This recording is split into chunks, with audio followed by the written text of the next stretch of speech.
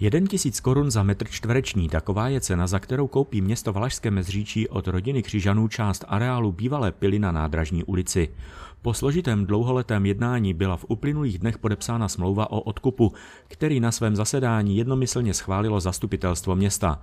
Do budoucna zde radnice plánuje výstavbu moderního dopravního terminálu. Já jsem hrozně rád, že v tomhletom rozhodování jednak všichni zastupitelé jednoznačně řekli své ano, bez ohledu na koalici či opozici, takže to vnímám jako táhnutí za jeden provaz, což považuji za velmi důležité.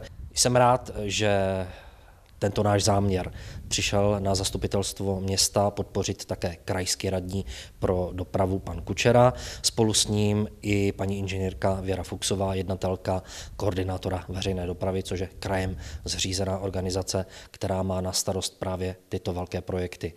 Mimo jiné nám svou podporu, ne svou přítomností, ale alespoň písemným stanoviskem vyjádřil poslanec Parlamentu České republiky Petr Kořenek. Obě strany měly na počátku poměrně diametrálně odlišné představy. Museli jsme obě strany jít na kompromis. Není žádným tajemstvím, že ta tržní cena toho pozemku je i podle našich zjištění a zkušeností v této lokalitě mnohem větší, ale chtěli jsme nakonec umožnit městu realizovat jejich plán dlouhodobý strategický. Neméně úspěšná je radnice také při jednání se společností Centrální zásobování teplem. Na přelomu května a června příštího roku získá město 100% podíl ve společnosti, ve které mají doposud podíl 4 vlastníci. Hlavní zřetel byl kladen na 3 zásadní aspekty. Za prvé šlo o to získat soustavu v hodnotě více jak 150 milionů korun do majetku města. Za druhé získat majoritní, ideálně 100% podíl v společnosti CZT.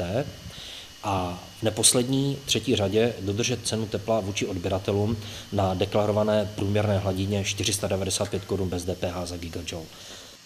V uplynulých dnech došlo k podpisu celé řady smluv, které zabezpečují plynulý převod technologií a nemovitostí do majetku města. A jak tuto skutečnost poznají samotní odběratelé?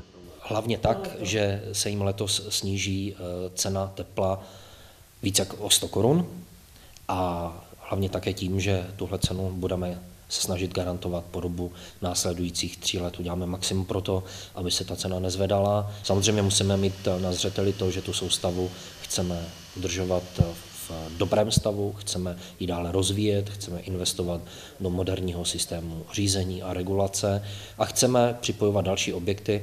Složitá jednání dopadla úspěšně, potvrzuje starosta města. Vítězství, jednoznačně. Byl to těžký boj.